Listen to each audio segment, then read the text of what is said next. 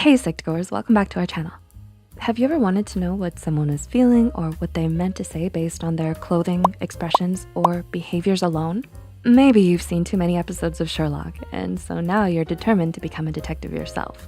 While no one can read another's mind, not even Sherlock Holmes is that good, there are some tricks that can help you get a better understanding of others and what they really mean to say. Here are some tips on how to read nearly anyone. Number 1, be open-minded and unbiased. If you wanna learn to read people, you must first practice approaching people with an open mind. We all have hidden biases within us based on past experiences, current emotions, and interactions. If we judge someone too quickly, we're more prone to misreading others. Practice entering a new encounter with an open mind.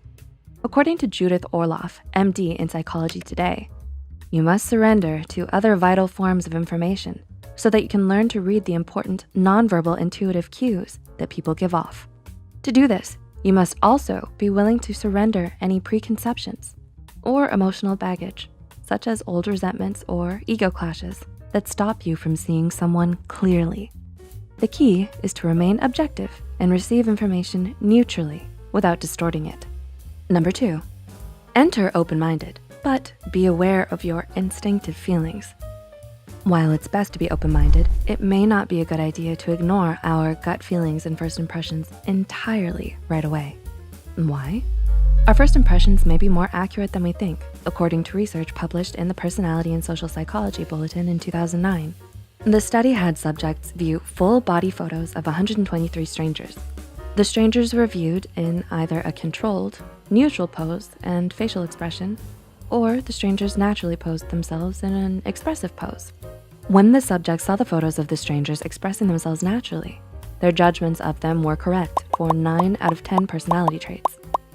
Sometimes when we look at how others choose to generally represent themselves through unique fashion, photos, and poses, we may just be right in the basis of our first impressions. Now the real trick is to know the intricacies of them more than just how they choose to present themselves. Number 3, notice their posture. Posture can reveal a lot about someone. Maybe they hold their head high because they've had a good day, or maybe they're slumping in their seat because they didn't quite get a full night's rest.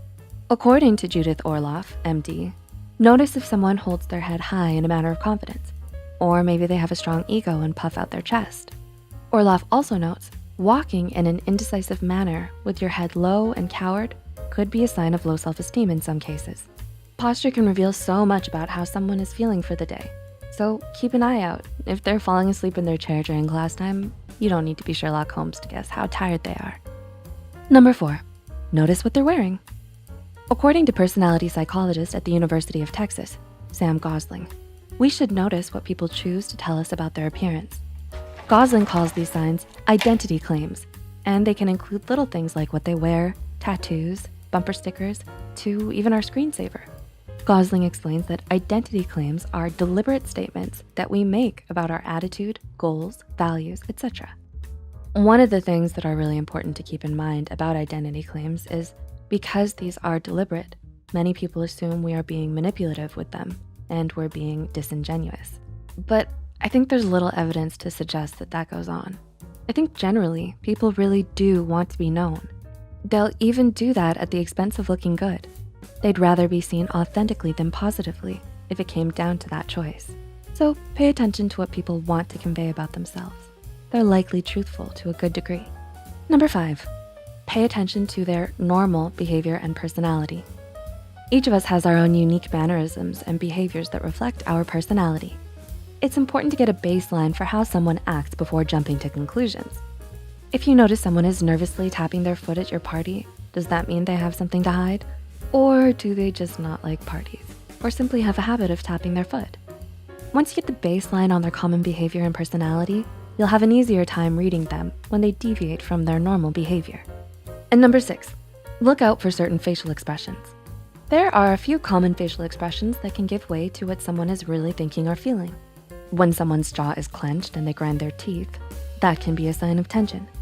Someone may just be feeling bitter, angry, or contempt if their lips are pursed. Deep frown lines forming? You can bet they're definitely worried or overthinking. Want to know if someone is genuinely smiling in delight? Look for what is called a Duchenne smile. According to Healthline, this occurs when the zygomaticus major muscle lifts the corners of your mouth at the same time the orbicularis oculi muscles lift your cheeks and crinkle your eyes at the corners. It's the type of smile that reaches up to your eyes, causing those wrinkles known as crow's feet to appear.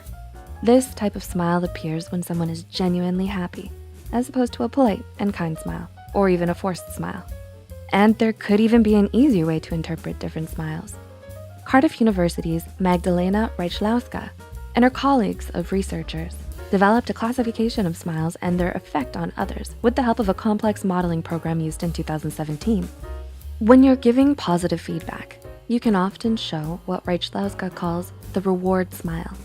This is when your lips are naturally pulled directly upwards and eyebrows lift, and you form small dimples at the sides of your mouth. The dominant smile communicates friendship and liking. This includes pressing your lips together along with the appearance of the small dimples. Lastly, the dominant smile is when your upper lip is raised. You wrinkle your nose and your cheeks get pushed upwards while smiling. During this smile, you raise your upper lids and you sort of sneer with the indentation between your nose and mouth naturally deepening. So if you happen to notice someone you've been recently talking to using the dominant smile, they may just be trying to be your friend. Unless they're smiling in their sleep. Then maybe they're just really tired and having a good dream. So, do you think you'll be able to read others better now with a bit of practice? Are you the next Sherlock Holmes in the making? Tell us in the comment section down below. If you enjoyed this video, don't forget to click the like button and share this video with a friend. Subscribe to Psych2Go and hit the notification bell icon for more content like this. And as always, thanks for watching.